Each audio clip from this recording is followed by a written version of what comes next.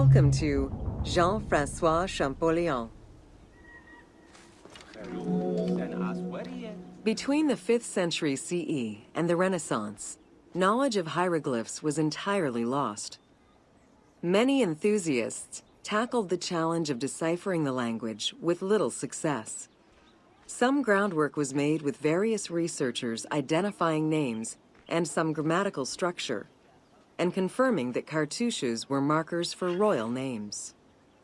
They were still missing a critical piece of information that would eventually be revealed thanks to the discovery of the Rosetta Stone.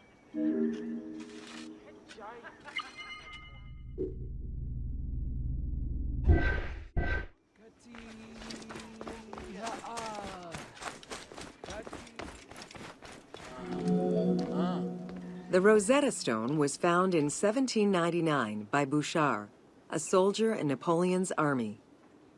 The stela dates from 196 BCE, written in ancient Egyptian and Greek with 3 scripts: hieroglyphics, Demotic, and Greek alphabet. Following the defeat of Napoleon Bonaparte in 1801, the English took possession of the stone. It has been at the British Museum since 1802 and remains the most visited object of the museum to date.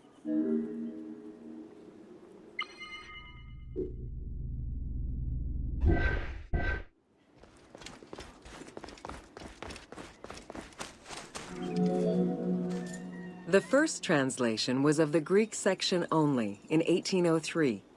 It detailed a decree of Pharaoh Ptolemy V, reminding the citizens that their pharaoh had led Egypt to prosperity. It was fully translated 20 years after by Jean-François Champollion, who was working with a facsimile.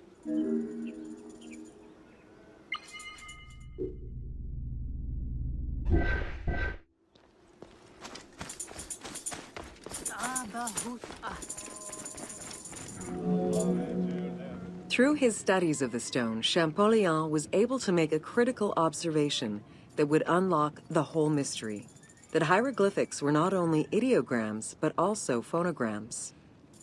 Hieroglyphs consist of phonetic glyphs, single characters, and logograms.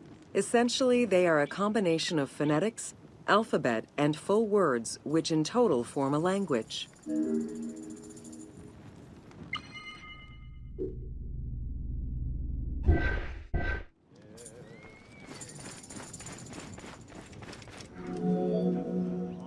While studying the stone, Champollion realized that there was a difference in the number of hieroglyphic characters in relation to the number of Greek characters for the same word.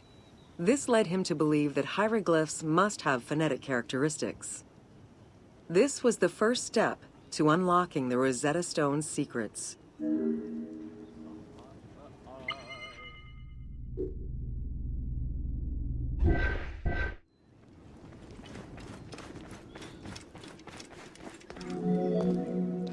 To prove this theory, Champollion began identifying Egyptian rulers' names and then compared their phonetic pronunciation to the Greek version. For example, Cheops had been the Greek name given by ancient chroniclers to the owner of the Great Pyramid, Khufu.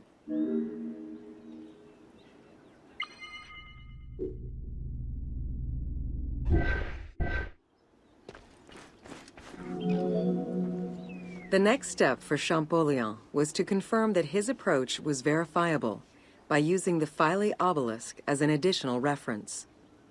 Engraved in the obelisk are 2 inscriptions in Egyptian hieroglyphs and Greek.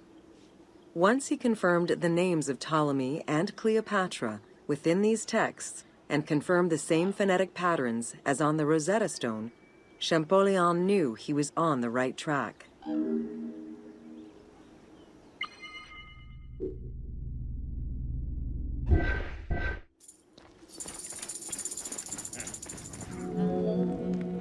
Champollion had already mastered several ancient languages when he took on deciphering the Rosetta Stone. He used his knowledge of Coptic to identify the solar disk hieroglyph on the obelisk as the phonetic translation of Ra. Further translation only strengthened his conclusion. Egyptian hieroglyphs encompass the alphabet in both phonetics and determinative ways. which means that the symbol represents the word itself.